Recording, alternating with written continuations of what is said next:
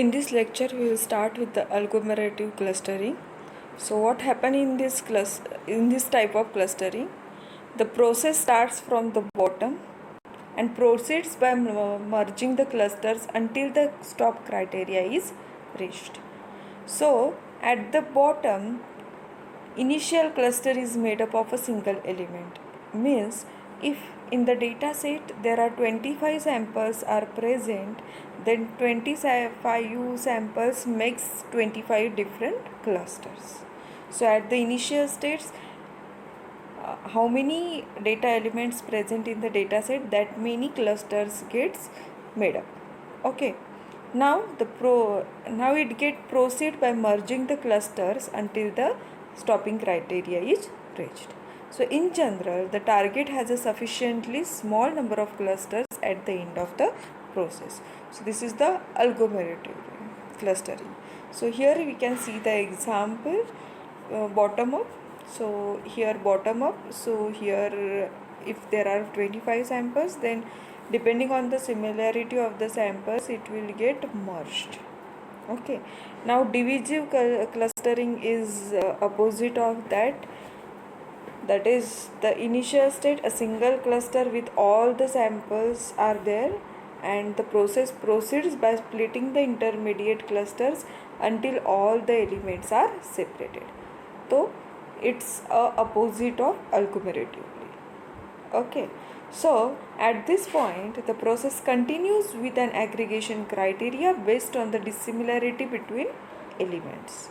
It will check the dissimilarity between two elements and it will separate out the data by different clusters.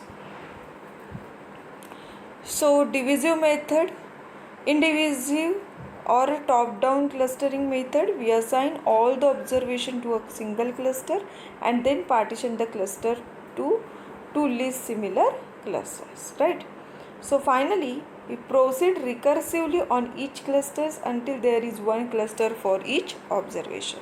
So we are focusing on each and every clusters to separate out it in the each one cluster for each observation. Okay, so there is evidence that divisive algorithm produce more accurate hierarchy than agglomerative algorithm in some circumstances, but conceptually more complex. So how to calculate the distance between the two clusters? That is depending on the Euclidean distance it will calculate.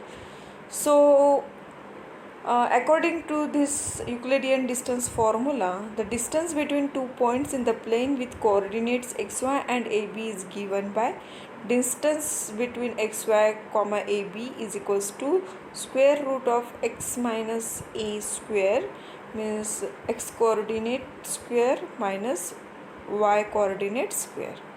So as an example, the Euclidean distance between 2 points, if we consider 2 minus 1 and minus 2, 2, it can be calculated like this.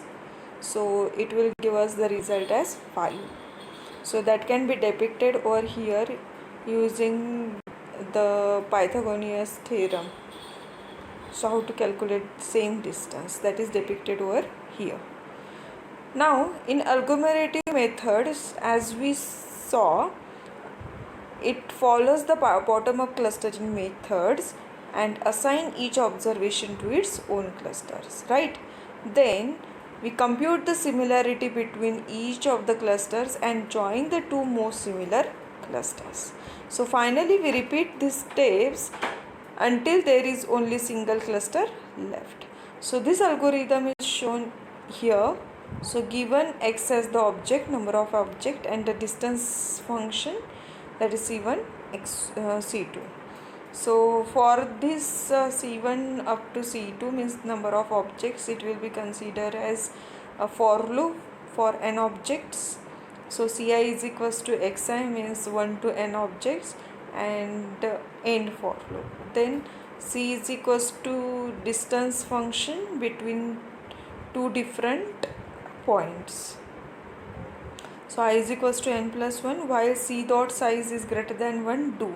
So we are finding two similar points with the minimum distance Ci Cj, means if 2 points are considered from the object, or the 2 objects are considered from the X set.